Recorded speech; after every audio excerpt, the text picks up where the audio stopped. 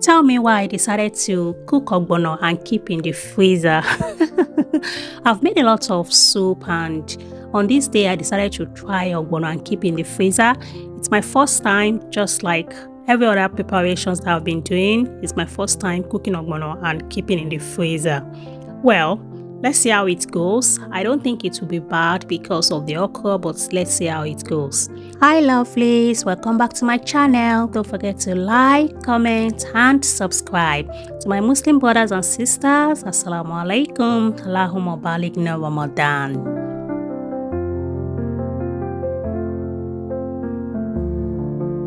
The first thing I did was to bring out my fish. This is dry fish that I got from African shop, and it's my first time of buying this type of dry fish, so I needed to remove the bones as well.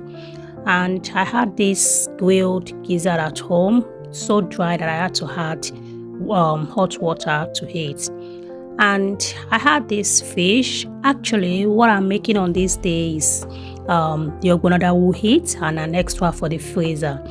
So because ogbono doesn't really take time to get ready, I had to boil the fish separately so that by the time I will add it to the soup, it's not going to take too long before putting down from the fire.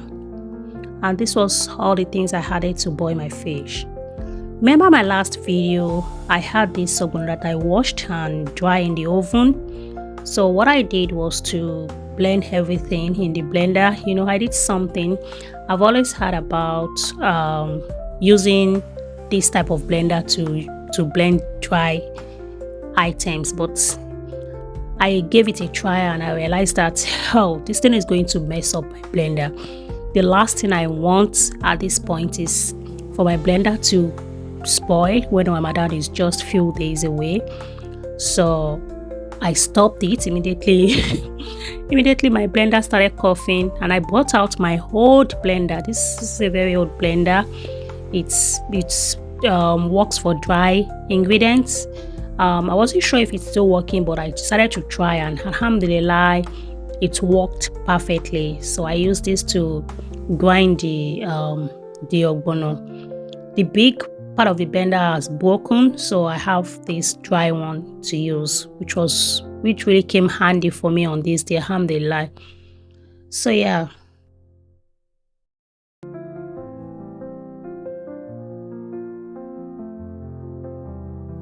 After blending, I wasn't sure if I should keep some or cook everything, but I think what guided my decision to not cook everything was because I didn't have enough okra at home. So I thought if I should cook everything, the okra will be too small for this quantity. So that's why I removed some part of it.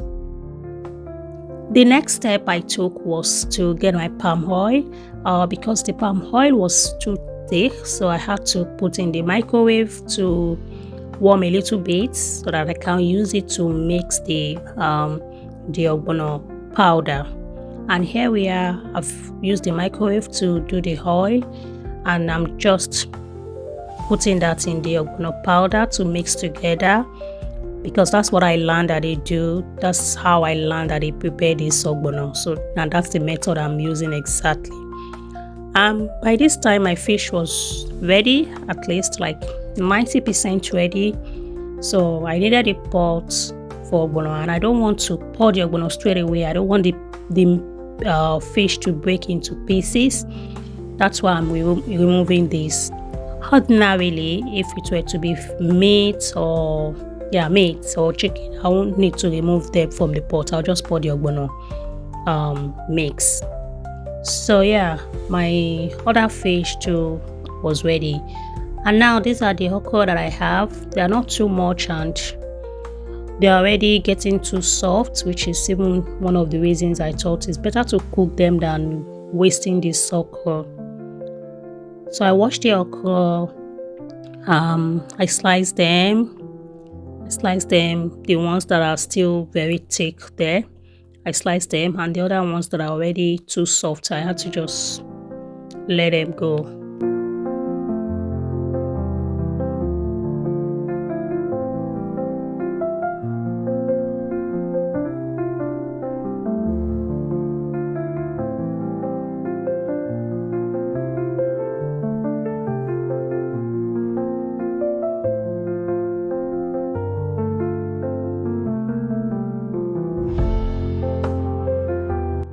I felt they were too big, and that's why I started to cut them like this.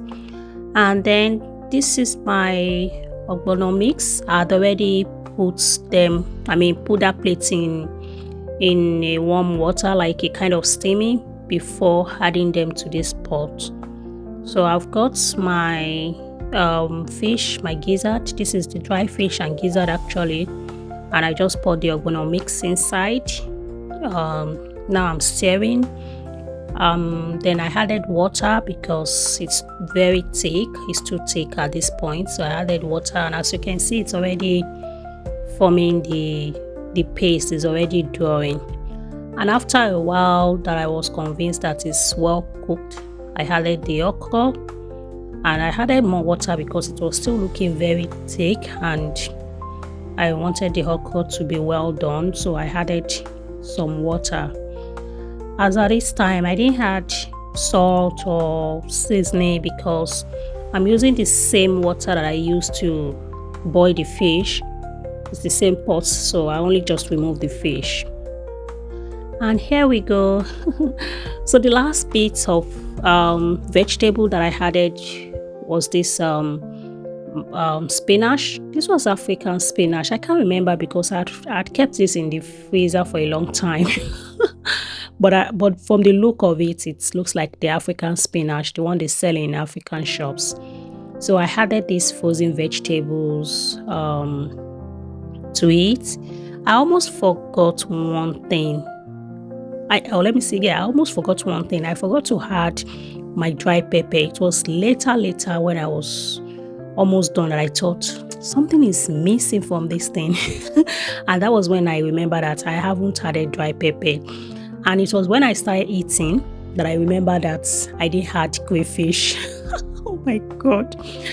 But it was really nice. It tasted very good. I removed the one that I wanted to put in the freezer, and we ate the remaining for the night. And that was it. This was what I prepared as part of my Ramadan preparations. This was what I did. I packed some in the freezer. Then the remaining was used to eat, swallow for that day.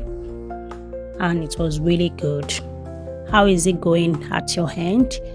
Here, this was the second to the last soup I made. Then the last thing that I've got to do in my pre-Ramadan to-do list is to clean the oven, as well as my cooking gas and my pots. Thank you so much for watching. I'll see you next time.